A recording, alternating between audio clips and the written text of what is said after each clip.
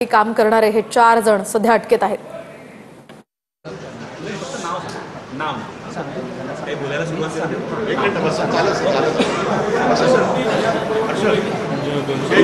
आपण पाहतोय डोंबिवलीमध्ये तिघांचा या दहशतवादी हल्ल्यामध्ये मृत्यू झालाय। त्यांचे हे कुटुंबीय आहेत। त्यांची पत्रकार परिषद आता इथे होतीये। तर घडलेला हा घटनाक्रम नेमका काय होता ते हे कुटुंबीय आता माध्यमांसमोर सांगतायत। सगळ्या पत्रकार बांधवांसाठी पत्रकार परिषद आयोजित केलेली आहे। जो हल्ला झाला, जो भ्याड हल्ला झाला, डोंबिवलीतल्या 3 कर्त्या पुरुषांना प्राण गमवावा लागला। त्याच्यामधले हेमंत जोशी, ज्यांचा मुलगा ध्रुव जोशी आपल्यासोबत आहे, अतुल मोने, त्यांची मुलगी आणि त्यांची पत्नी रुचा मोने आणि अनुष्का मोने आपल्यासोबत आहेत। संजय लेले, ज्यांचा मुलगा हर्ष लेले हा आपल्यासोबत आहे। हे सगळेजण गेल्या 3-4 दिवसांपासून अत्यंत खडतर मानसिक आणि शारीरिक क्लेशातून जात आहेत आणि त्या क्लेशाला कुठेतरी मीडियाकडून अननोइंगली कुठेतरी खतपाणी घातलं जाते इंडिव्हिज्युअल बेसिसवर। सो आम्ही असं ठरवलं की एक सामूहिक पत्रकार परिषद घ्यावी, जेणेकरून तुमचाही हेतू सफल व्हावा आणि आमच्याही भावना ज्या काय आहेत ते संपूर्ण देशापर्यंत पोहोचवावे। सो याच हेतूने ही पत्रकार परिषद आयोजित केलेली आहे।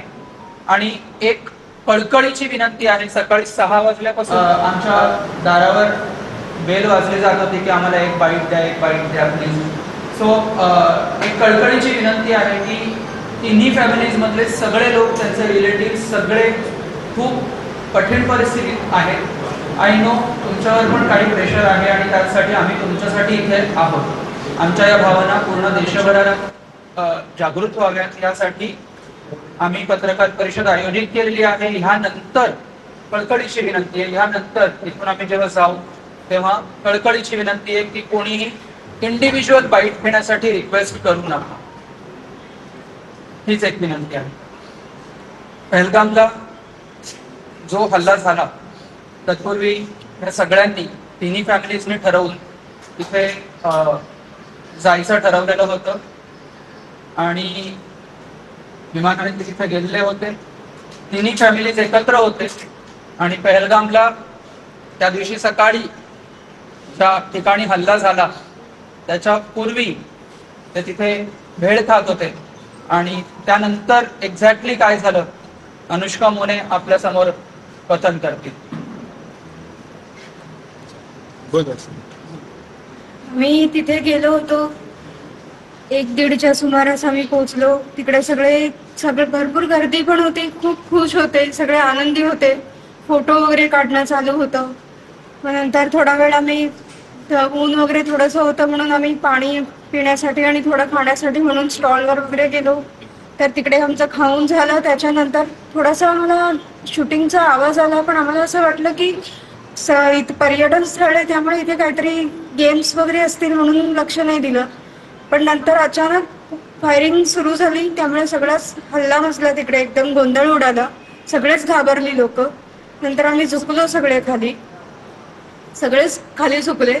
पण नंतर ते आम्हाला विचारायला लागले की हिंदू कोण आहे आणि मुस्लिम कोण आहे, पण तरी कोणीही रिप्लाय दिला नाही त्याला की कोण हिंदू, वेगळे झाले नाहीत कोणी पण तरी आमच्यातले एक जण होते ते पुढे म्हणजे बोलले की का असं करताय तुम्ही, आम्ही काय केलंय म्हणून। तर असं बोलायला गेले तर त्यांना शूट केलं। माझे मिस्टर बोलले की गोळ्या घालू नका, आम्ही काही नाही करत, आम्ही बसतो इथे, तर त्यांनाही शूट केलं। परत त्यांनी विचारलं की हिंदू कोण आहे म्हणून, तर आमच्या जिजूंनी हात वरती केला, तर त्यांनाही शूट केलं। आमच्या समोर आमच्या तिन्ही फॅमिलीला त्यांनी शूट केलं आणि आमच्या घरातले कर्ते पुरुषच होते ते। असं बरेच जणांना त्यांनी तिथे मारलंय, आम्ही काहीच करू शकलो नाही त्यांना। आम्ही नंतर ती लोक गेल्यानंतर त्यांना हलवण्याचा, उठवण्याचा खूप प्रयत्न केला, पण आम्हाला काहीच करता नाही आलं। तिथली लोक बोलायला लागली की तुम्ही तुमचा जीव वाचवून निघून जा तिकडनं। आणि त्याच दरम्यान ती लोक पण अशी बोलत होत, म्हणजे ते आतंकवादी बोलत होते की आप लोगों ने यहाँ पे आतंक मचा के रखा है, असं करून त्यांचं फायरिंग चालू होतं. म्हणजे पर्यटक फक्त फिरायला येतात, त्यांनी काय आतंक केलाय तिथे ते नाही समजलं अजून.